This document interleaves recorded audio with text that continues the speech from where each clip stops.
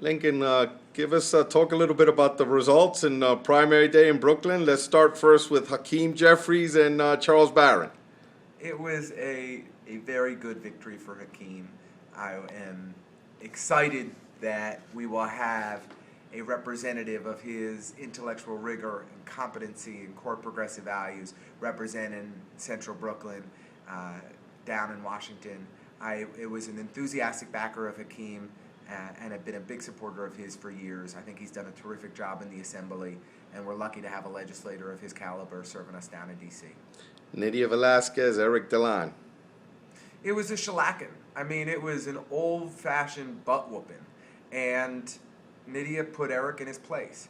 What was most telling to me about the results from last Tuesday was that fully two-thirds of the votes that Eric received came from the Hasidic community in Williamsburg, came from Rabbi David Niederman, across an entire congressional district that includes Eric's council district, that includes Martin Milan's Senate district, that includes Vito's own assembly district. They came up with just over 3,000 votes. The robust Vito Lopez machine pulled 3,000 non-Hasidic votes out of an entire congressional district. That is embarrassing.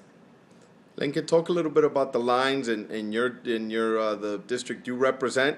I know that the lines were changed, but people feel that they were gerrymandered specifically to get rid of you or to bump you somehow. Well, I can say that the apartment that I had been living in is no longer in the 50th Assembly District, the district that I'm proud to represent as the state committeeman and district leader. I don't think that was coincidental. I had done a great deal of organizing, have done a great deal of organizing in the Fort Greene and Clinton Hill areas, and I think that the assemblyman from Bushwick was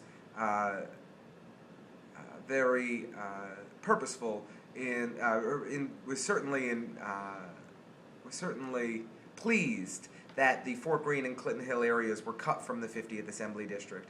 This is old school gerrymandering, and we've seen it before, and until we implement real reform, we're going to see it again. Lincoln, how do you feel currently about your race?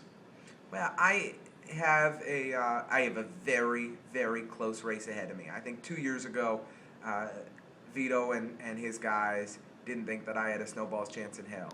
And this time they see me coming from a mile away. So I know that elected officials have already been out knocking on doors for my opponent, gathering petition signatures, that their staffs have been spending significant time focused on this race, focused on taking me out.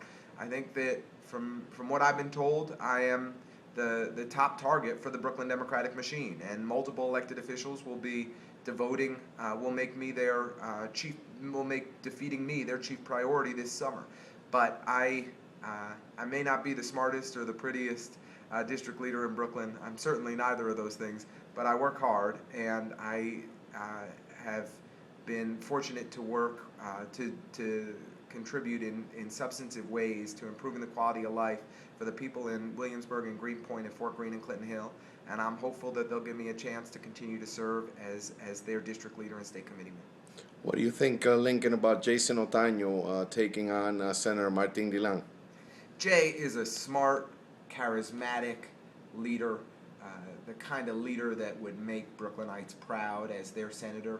In my humble opinion, we need a more active, a more present, a more consistently progressive senator from North Brooklyn. This is one of the most Democratic districts in the state of New York, and yet we have a senator who was not a reliable vote on real rent reform, who voted against farm workers' rights, who is still has an unknown position on campaign finance reform. These are core Democratic values, and Senator Dilan has a lot of explaining to do to his Democratic constituents.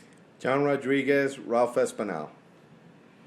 I know that John has been a very strong and active leader of the precinct council out in Cypress Hills and is as well known as any member of the Cypress Hills community. Ralph is a freshman assemblyman who got a minority of the vote in a very Democratic district, despite having the Democratic line. And I think that John is in